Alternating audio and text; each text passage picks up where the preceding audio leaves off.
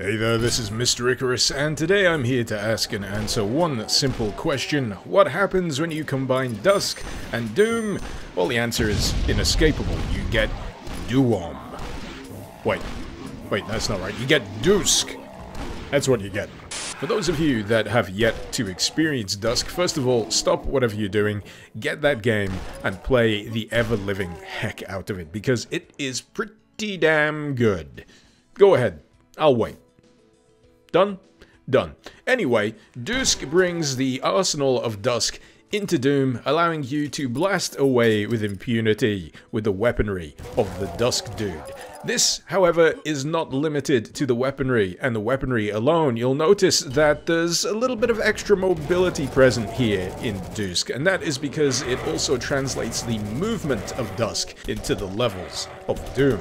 But what exactly does this mean? Well, in practice, it translates to roughly 100% more bunny hopping. Provided you have the available room to do so, you can literally bunny hop circles around your enemies. And as you can imagine, the extra degree of nimbleness will enable you to be much more effective at dodging incoming enemy projectiles. That said, bunny hopping is not the only trick that Dusk has up its sleeve. You will also have the ability to slide in any given direction, and turns out in some cases to be probably even more useful than bunny hopping out of the way of danger. Bunny hopping still carries the risk of you inadvertently jumping your way into a projectile heading in from another direction, whereas dodge sliding will actively make you lower to the ground and allow you to pass, in most cases harmlessly, underneath said projectiles. That said, it's not a catch-all solution. It will require a fair sense of skill and timing, but if all else fails, you can always just throw a barrel at a caco, I guess. But yes, among other things, Dusk also allows you to pick up barrels and chuck them squarely at your enemies. Granted, they don't always detonate on impact, but I feel that's more than made up for by the satisfying thonk that signifies successful connection of barrel to face. For those of you out there wondering whether the infamous all-conquering bar of soap has managed to make it into Dusk, I regret to inform you that as of yet, I haven't been able to find it. Even with diligent digging through the test map, all I could really uncover is that there was a mutator that turns your cigar into a BFG, and that if you fall down an exceptionally big pit with no way out, you can always use the crossbow to do this.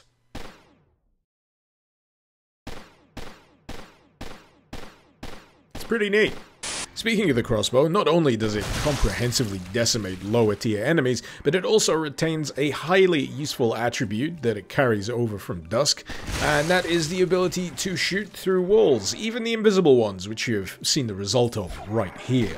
As for other additions you can take advantage of, believe it or not, the sickles are more for just than tearing at faces. You can also use them to reflect enemy projectiles back at them.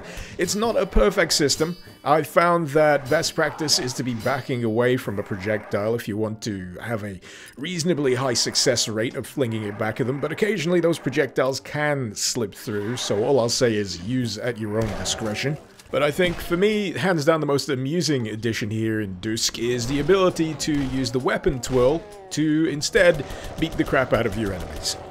For those out of the loop, weapon twirling is a feature of Dusk that essentially replaces reloading because you don't really need to do it. Instead, the reload button is just dedicated to making you look cool. Dusk, however, goes one step further and turns that twirling animation into a melee attack. This works for almost every weapon here in Dusk, save for a select few, including the likes of the super shotgun, and that's understandable considering the animation doesn't really look like it'd inflict all that much damage. You're better off just, pulling the trigger, and the crossbow.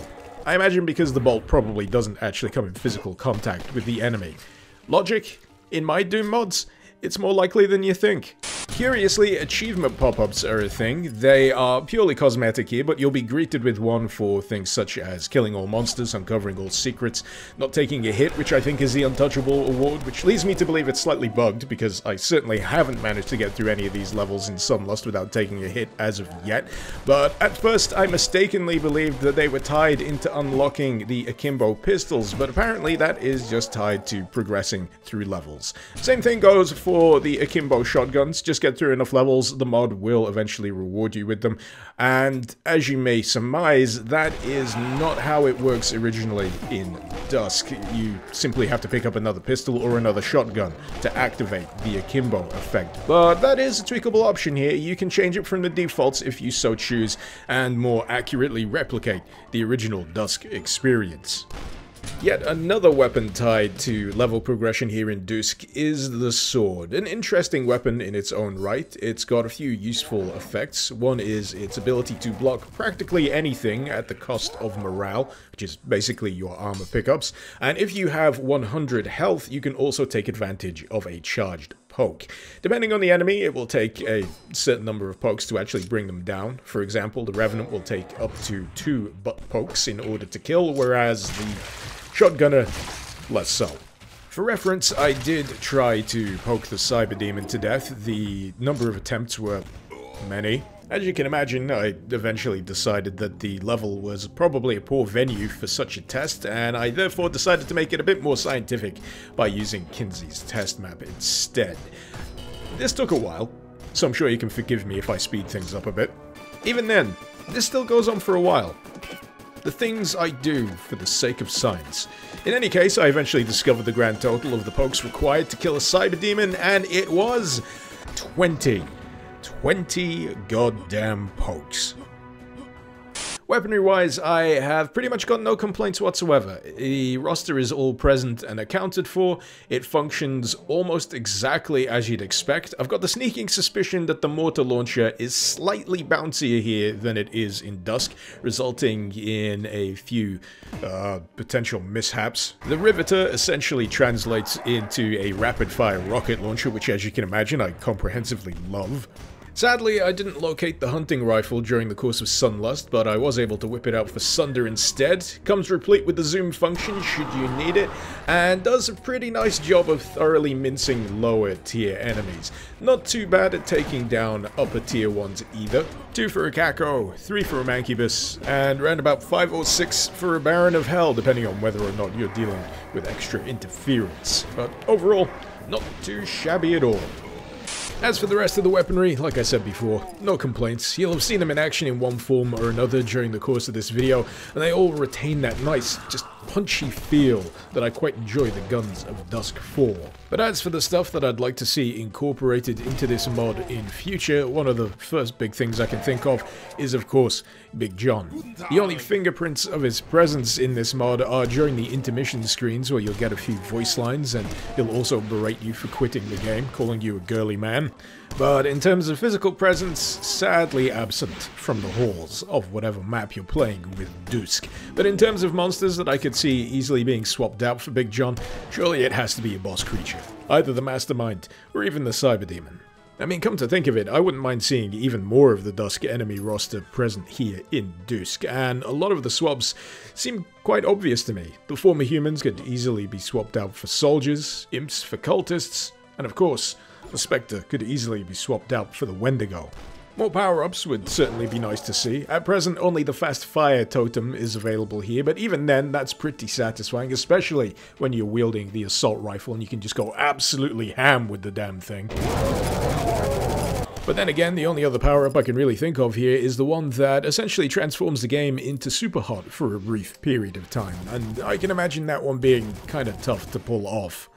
In the meantime, however, what's currently available here in Dusk makes for a mighty satisfying gameplay mod, one featuring some rather nice, smooth movement mechanics, some snappy feeling weaponry, and a few extra bits and bobs here and there that just add a little bit of extra spice to the experience, such as being able to deflect projectiles with your sickles, and especially being able to whack your enemies in the face by twirling your guns.